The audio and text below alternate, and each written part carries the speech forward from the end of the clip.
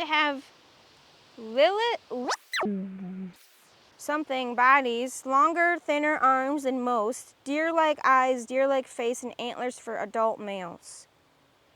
Deer women can trace her origins to many of the eastern woodlands and central plains tribes that came to Oklahoma. Although her legend extends even into the Pacific Northwest, she is a type of supernatural being distinct from spirits or gods. The deer is particularly associated with Artemis in her role as a virginal huntress. After witnessing the nude figure of Artemis bathing in a pool, was transformed by Artemis into a stage that his own hounds tore to pieces. This is getting weird. During a deer's life, the antlers fall off and grow again, and the animal is also a symbol of regeneration. In the Christian imagination, the deer is a symbol of piety, devotion, and of God taking of his children. So now it's about God? But I still don't understand. It doesn't make any sense. Characteristics that have made it the figure of a spiritual superiority, according to some. Like a crown, the antlers grow beyond its body, bringing it closer to the sky and making it sacred. In many cultures, the deer is a symbol of spiritual authority. So it's about adding new life to Traverse City, but what's the life? Spirit? Like a spiritual journey or like a religious journey? Because how can you just put something out into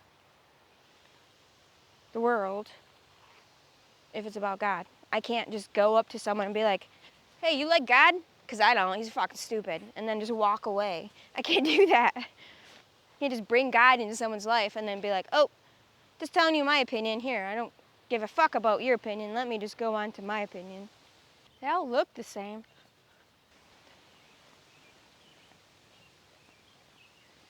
What is the point of a deer, half man, half deer statue blue in Traverse City? Like this part looks like a woman, like only here. This part looks like a man's. And that part looks like a head. So maybe it's half women, half man, half deer.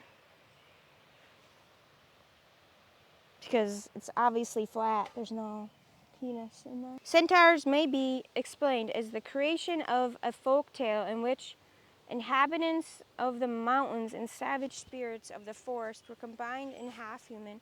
Because this says deer women can trace her origins to many of the eastern central plains. I've already read that. But how does it do that? Why? It's like they're making an experiment on humans. We have the recording somewhere to see, because why would you put something out into the world and not be able to see people's reactions? Wouldn't that be the point, is to see what people's reactions are? There's no point in having the cement slabs. Why does it have to be on a cement slab? Why would you pour concrete just to put this here? If you were really about nature and about spirit, why wouldn't you connect it to the ground? Since the ground is where you ground yourself. It's like they're creating a barrier, and so it's not really about spirituality, it's about religion. So if you're wanting it to be about Greek mythology and your spirituality, then you would connect it to the ground. Their explanation, other than this one article by 9 and 10 News talking about it, but why? This is Samantha Keller. I was just curious that trail now at the Boardman Lake Trail by the Paul and Sue Max Bauer family intersection, and I happened to come up half man, half deer.